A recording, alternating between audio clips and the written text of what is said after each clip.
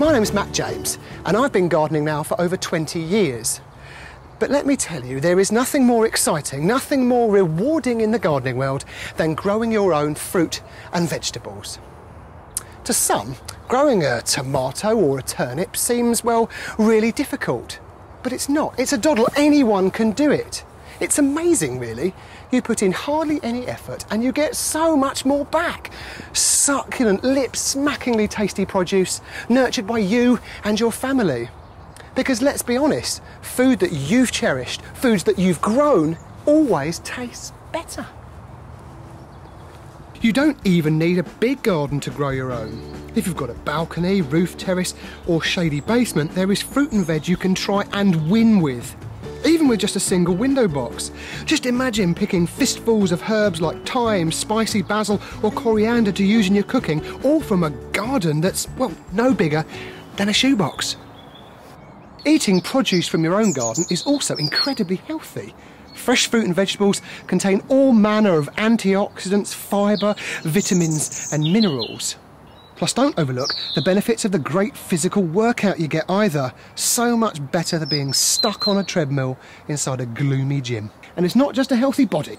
Growing your own can also help and encourage and foster a healthy mind too. Millions of people use Grow Your Own to de-stress, unwind, breathe after a hard day at work. Perhaps best for me is the opportunity that Grow Your Own allows you to connect and focus on the important things in life. And that's time with my friends and family. My kids love helping me earth up my potatoes or sow a few beans or pull a few weeds, although they do draw the line at the nettles. That is time that I really cherish, and it's made even more special because, well, I get to know that they're learning about nature and they're learning where their food actually comes from. Plus, I get to grow food in the way with which I want to, and that is as organically as possible, which benefits not just them, of course, but also the planet. Even if you have never sown a seed before, you've never lifted a spade before, try growing some of your own food. You'll love it. I guarantee it.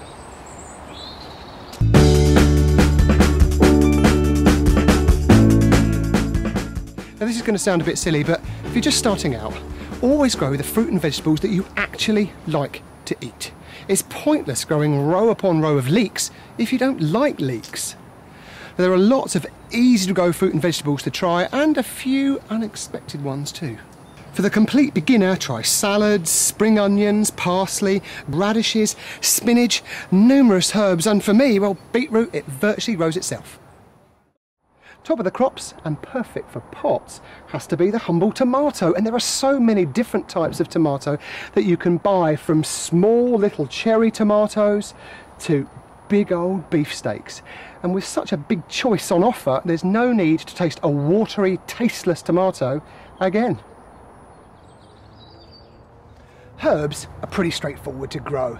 For the real tough culinary plants, which will ultimately grow in semi-shade in a courtyard or balcony, how about trying chives or parsley? Or if you've got a sunny spot, there's sage, thyme and rosemary, which come in different varieties of different sizes, meaning that you can go for their looks as well as the flavour. And if you fancy a challenge, and believe me, it's well worth trying them, how about coriander and basil too? For Sunday lunch, there are the traditional favourites: potatoes, carrots, parsnips. Or how about growing leeks or cauliflowers or cabbage, from spring cabbage to the gourdless big fat winter Savoy. You could of course pep up summer steaks or salads with chilies, or how about fennel, one of my favourites. Cut it into slices, soak it in a bit of oil, pop it on the barbecue, delicious. For dessert, you could grow, well, summer soft fruits like raspberries and blackberries, red currants, white currants, or strawberries, which really are nature's superfoods. They're packed full of vitamins and antioxidants, so you feel fantastic eating them. And then, of course, there are other fruits like, well, plums, apples and pears.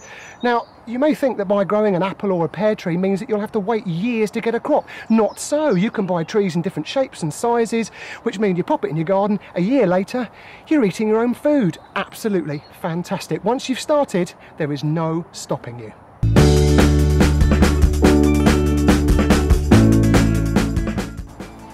You don't need much to get started. A relatively sunny spot in the garden which is weed-free is ideal. Of course, if you're growing on a balcony or a roof terrace, you'll need containers as big as possible because these don't dry out so quickly and they allow the roots of the vegetables to grow away strongly. And in that case, you'll also need some multi-purpose compost, peat-free, and some gravel for drainage. With a little bit of sun and a little bit of soil, you can grow your own fruit and veg. Now, tools-wise, do resist the temptation just to rush out and buy everything in sight because, like me, you'll end up with one or two things languishing in the back of the shed, never to be used. Instead, start with a few stalwarts, which we'll look at in a minute, and then you can add to your collection as your skills and experience grows. So what are you going to need to start with? Well, first up, you'll need to get a spade, you'll need to get a fork, and a rake too, for digging and cultivating and levelling the soil. You'll also need a hoe for weeding.